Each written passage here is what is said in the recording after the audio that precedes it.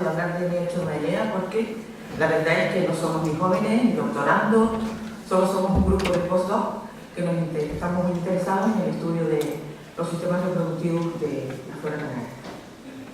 Bueno, Neochamaelea purpurulenta, género monotípico exclusivo del archipiélago canario, es un arbusto leñoso que se encuentra en las laderas secas y soleadas del Cabo del Alcázar Canario, en las islas de La Gomera, Tenerife y Gran Canaria. Junto a Neologicocum constituye todo el patrimonio de la antigua familia Neogracias, que es enmarcada actualmente en la familia Rotacea del orden Sapindaria. A pesar de su elevado número de cromosomas, se considera un paleomorfismo diploide, con flores entomógamas visitadas por hormigas, pequeñas abejas solitarias y otros insectos, aunque se desconoce sus verdaderos polinizadores efectivos. Creo. Sus frutos dulces son consumidos por lagartos endémicos que dispersan sus semillas a corta distancia, aunque coexisten con diásporas a larga distancia de rapaces que consumen los lagartos, y eso explica la colonización de varias islas. ¿Por qué Neochamaelea y no Neorum? Neochamaelea, descrito inicialmente como Neorum, se constituye como género por la tetramería de sus flores. Las notorias diferencias del tipo polínico, centradas en el número de aperturas y ornamentación exínica, reafirman su categoría de género, que se refuerza por otros caracteres morfológicos como el número de óvulos por carpelos, tricomas, etc. Estos caracteres muestran una marcada afinidad además de Neogracias con Rutacea, incluido el tipo polínico de Neorum, Ricocum, que es prácticamente como el de Ruta, reforzado además por las primeras filogenias moleculares. Las últimas filogenias moleculares consolidan la relación e independencia de Neochamaelea y Neorum, señalando un posible origen en África. A diferencia de Neorum Ricocum, con Andronomesia, que conserva todavía las flores hermafroditas, Neochamaelea, inicialmente descrita como especie androdióica, presenta individuos masculinos y cosexuales, pero con situaciones de dicogamia interforal tan complejas que solo recientemente hemos podido clarificar. Todo empezó cuando empezamos a estudiar el acceso a la dioecia en la flora canaria. Vimos que los polipomorfismos polínicos de los distintos grupos de endemismo se ajustaban con relativa seguridad, digamos, o fiabilidad en las vías de la ginodioecia y monoecia, pero cuando llegamos a la vía de la androdioecia, primero con las oleáceas, Piconia, género endémico, y luego con Neochamaelea ya, donde estaban posiblemente implicados sistemas dicógamos, ya, entonces ya tuvimos nuestros primeros desconciertos. Por eso, por la falta de datos en los individuos cosexuales, hemos justificado este estudio de Neochamaelea a lo largo de los años, centrando sus principales objetivos en la caracterización de la flor femenina y masculina con recursos del androceo y gineceo y ciclo floral, caracterización de la dicogamia interfloral en individuos cosexuales con caracterización de fenotipos sexuales según expresión sexual, recursos florales y formación de frutos, estudio de la relatividad de los fenotipos sexuales con probabilidad de cruces, caracterización del sistema sexual de Neochamaelea, acceso a la dioecia, una serie de reflexiones obligadas en un escenario de islas oceánicas y una serie de consideraciones de nuevas figuras de conservación para taxones como Neochamaelea.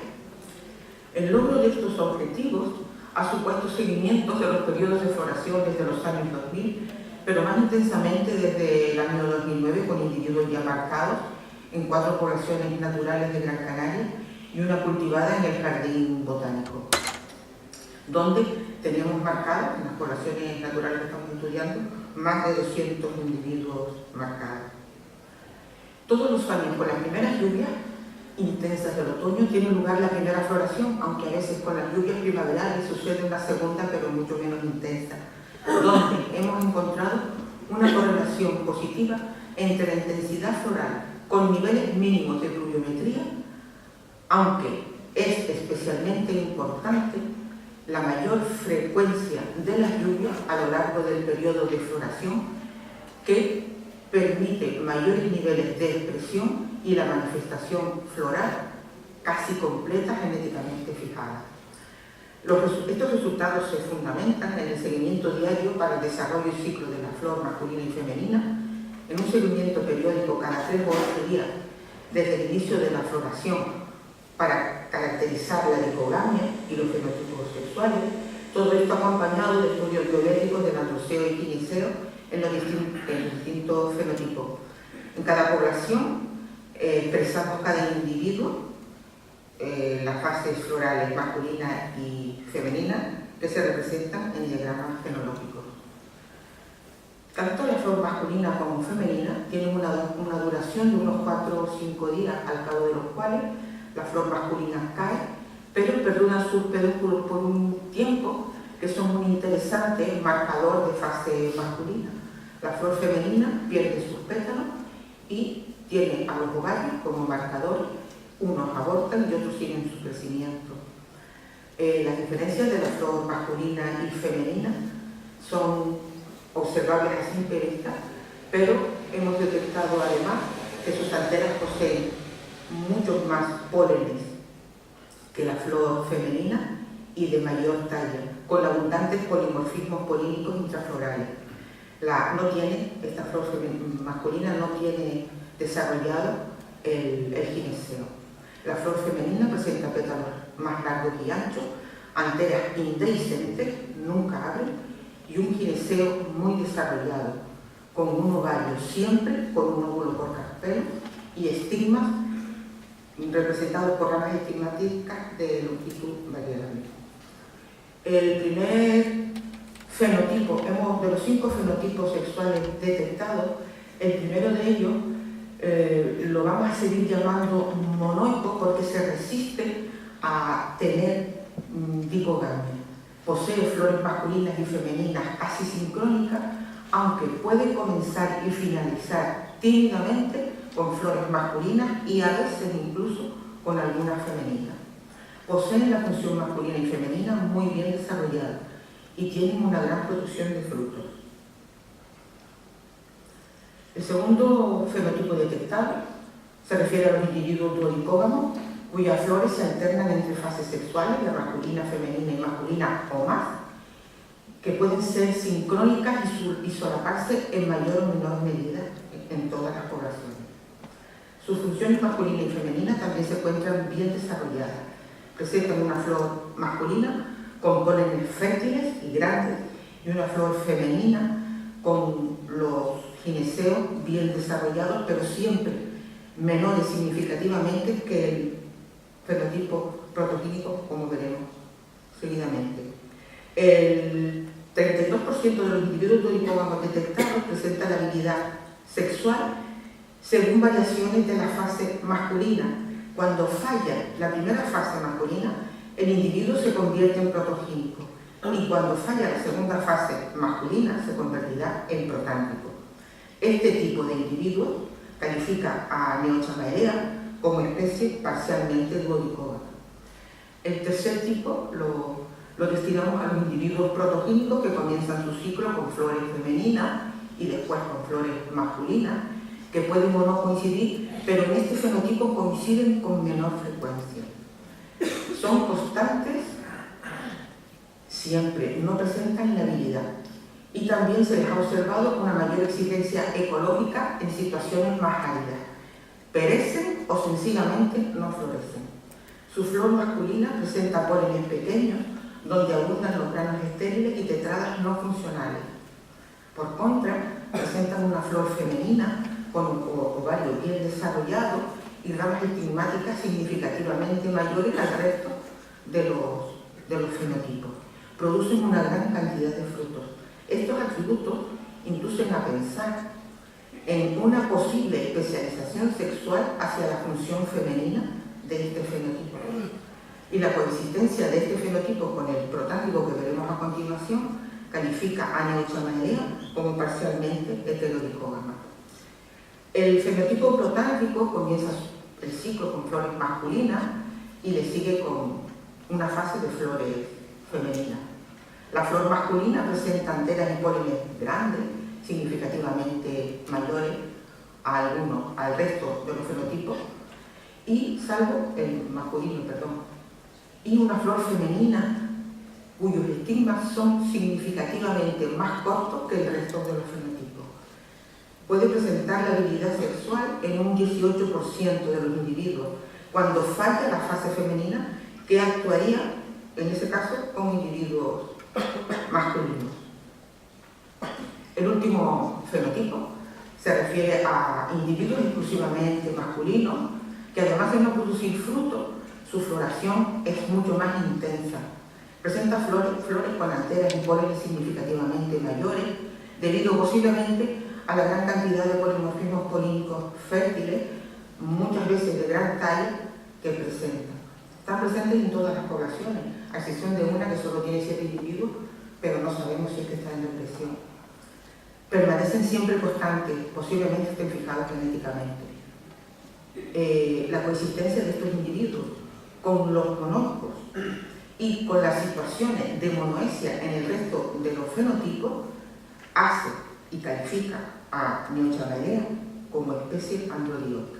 En resumen, los fenotipos detectados los asignamos como monoicos, duodicógamos con las 3 fases, que pueden convertirse y dar paso a protogínicos o protágicos, con lo que la duodicogamia se convertiría o pasaría a heterodicogamia y con presencia siempre de individuos masculinos.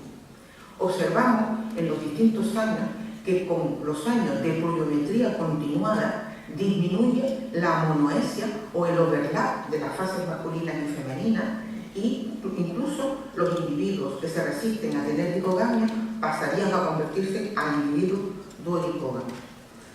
La probabilidad de cruce la calculamos según fórmula de Sato, guiada por Kikuchi y otros autores, y se fundamenta en la sincronía masculina y femenina entre los distintos fenotipos sexuales de una determinada población. Aplicamos la fórmula en el diagrama fenológico poblacional que hemos confeccionado y como resultado, que no da tiempo de comentar, califica a esta población del Barranco de la Sorrueda como mayoritariamente androdioica, aunque coexiste con situaciones que ya lo vimos fenotípicamente, de duodicogamia y heterodicogamia. A pesar de la gran producción de frutos que produce esta población, no hemos visto casi nunca plántulas ni individuos juveniles. Queda pendiente estudio de información de polinizadores efectivos y su radio de acción y análisis de paternidad con los estudios de autoincompatibilidad y viabilidad de semillas. En la población del barranco de Arguinelín, la probabilidad de cruces también nos refleja una población fundamentalmente androdioica que coexiste con situaciones de duodicogamia y heterodicogamia. Hemos calculado en las 2 poblaciones un índice de androdioesia que resultante del producto de la aplicación de la fórmula de Sato de los individuos masculinos en relación a las situaciones de overlap y dioesia del resto de los fenotipos. Esta población hemos comprobado que es autoincompatible, o por lo menos parcialmente autoincompatible, y quizás esa sea la posible causa de la bajísima producción de frutos que tiene a pesar de su intensa floración. Queda pendiente todos los estudios que dijimos anteriormente, salvo los de autoincompatibilidad. 2 minutos. Vale. Se pone de manifiesto en Neochamelea la adquisición de dicogamia o distanciamiento temporal masculino y femenino en los individuos, fundamentalmente monoicos, que puede culminar en las 3 fases de los individuos duodicógamos y o gradualmente en las fases de los individuos protágicos y protogínicos. Se puede decir que la duodicogamia precede a la heterodicogamia con situaciones intermedias de tránsito expresadas por la labilidad sexual que hemos comentado. 3. La coexistencia de individuos monoicos y monoesia residual del resto de los individuos con la presencia de individuos masculinos pone de manifiesto androdioesia, que en un escenario de duodicogamia y heterodicogamia conviven con las manifestaciones de tránsito ya comentadas. Por tanto, podemos decir que Neochamelea se encuentra en pleno proceso de acceso a la dioesia, integrado por la vía de la androdioesia y duodicogamia y heterodicogamia según modelo de Webb, y refuerza las hipótesis anteriores de De Jong, Gleiser y Berthoud y modelo teórico de Pagel y Berthoud, que predice que la androdioesia, vía poco frecuente, es más fácil desde poblaciones heterodipógamas y que además en Neochamalea, como en otros géneros de su linaje taxonómico, se encuentra estrechamente relacionada a la duodipogamia. El carácter ancestral de la monoesia de la duodipogamia está sustentado en este caso por la historia filogenética de las neonáceas dentro del orden Sapindalis. Podemos afirmar, pues, que el sistema sexual de Neochamalea está condicionado por la historia de su linaje taxonómico en el orden Sapindalis.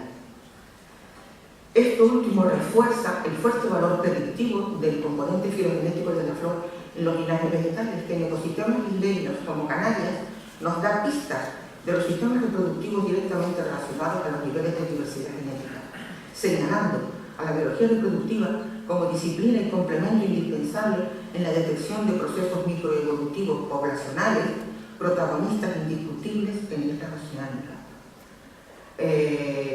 Conclusiones: a diferencia de Neorum, especie andromorfoica, Neochamalea se revela como una, pensamos, que puede ser una importante evidencia empírica de acceso a situaciones de dioesia temporal mediante los sistemas de duodipogamia, heterodipogamia y androdioesia, y que ha sido testado ya en el mismo linaje de Neochamalea.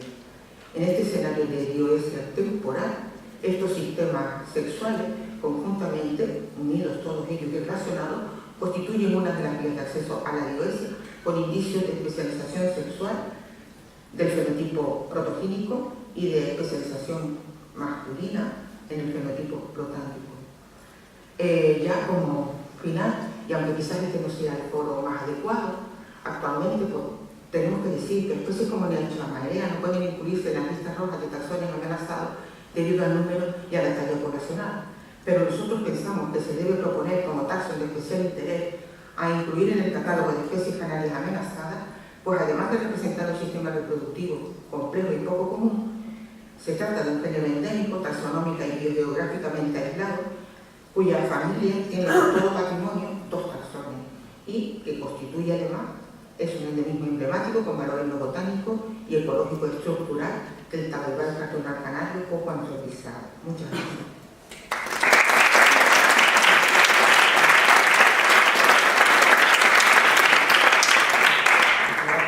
Tiempo para un par de preguntas. ¿Hay alguna cuestión? Sí. Ana. Hola, Julia. Solo una cuestión. ¿Qué opinas del trabajo de Apejal que dice que Neochamalea es realmente un neón y lo incluyen entre las familias rutáceas? Mira, vamos a ver. Nosotros no estamos muy de acuerdo con sí en incluir quizá a Neorácea dentro de las subfamilias, de esa otra familia que se configura dentro de la rutácea. Pero siempre porque la filogenia, las últimas filogenias moleculares de este hombre, la relacionan muy directamente con la familia Taliauxilácea del centro de África y del sur de África, como otros géneros endémicos de las Islas Canarias. Biogeográficamente, esa sería una condición que justificaría su aislamiento como familia propia, diferente a la rutácea. Sigue otro camino, porque realmente la subfamilia patoloideal está configurada por pequeñas familias que puntualmente siempre cambian de sitio dentro del mismo orden. Entonces nosotros pensamos que debe constituir una familia independiente, Neorácea, que está constituida por dos géneros, muy similares en unos aspectos, pero muy diferentes en otros. Y que la biología reproductiva es la familia, digamos, que configura a Neochamalea como diferente, además de los constituyentes bioquímicos y además del grano de Boy, que consideramos con bastante tiempo de divergencia para que se haya constituido como un género diferente.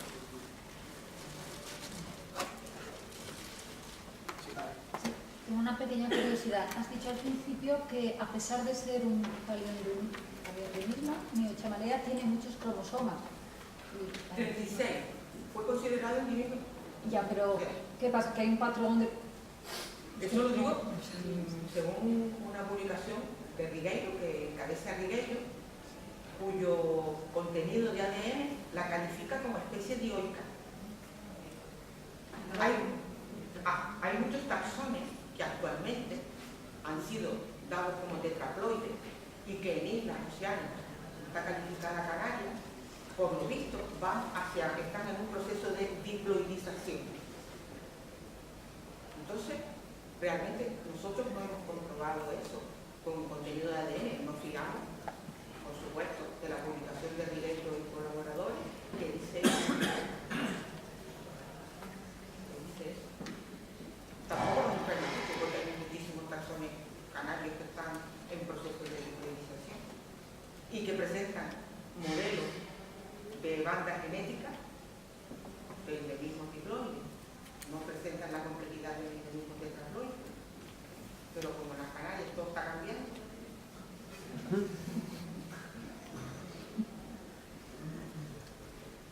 ¿Alguna otra cuestión? Yo tengo una pequeña cuestión acerca de lo último que has dicho acerca de cuando decías que no, quizás no fuera el forma adecuado. Yo creo que sí, de hecho estamos todos concienciados del tema de la conservación y biodiversidad. Cuando dices que no, y lo pones en mayúsculas, no debe ser incluida en la lista roja, quiere decir que aunque las poblaciones sean aparentemente saludables, etcétera, etcétera, en fin, las categorías de la UICN eso lo incluyen, pero el hecho de ser una especie endémica, es decir, ya es intrínsecamente vulnerable, ¿no? Sí, pero las categorías están basadas, las categorías actuales se basan exclusivamente en el número de población y en el número de individuos por población.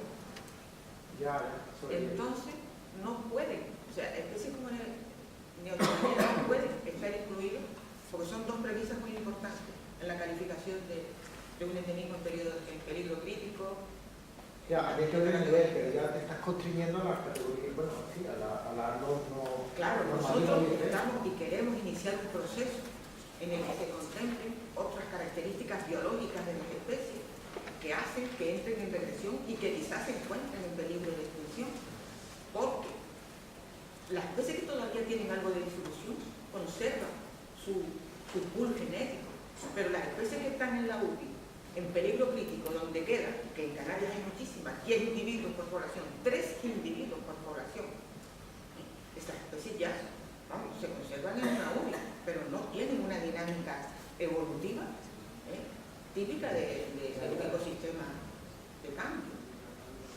Entonces queremos concienciar, lo que pasa es que lo decimos desde la biología reproductiva y quizás necesite un apoyo de genética cuantitativa, porque muchas veces los organismos isleños no pueden ser apoyados por las técnicas moleculares, por la diversidad genética detectada por técnicas moleculares. ¿Por qué? Pues porque son especies muy cercanas que genéticamente no están bien diferenciadas. Entonces, nada, todo lo mismo, algo no lo mismo. Muchísimas gracias por el trabajo tan detallado. Gracias.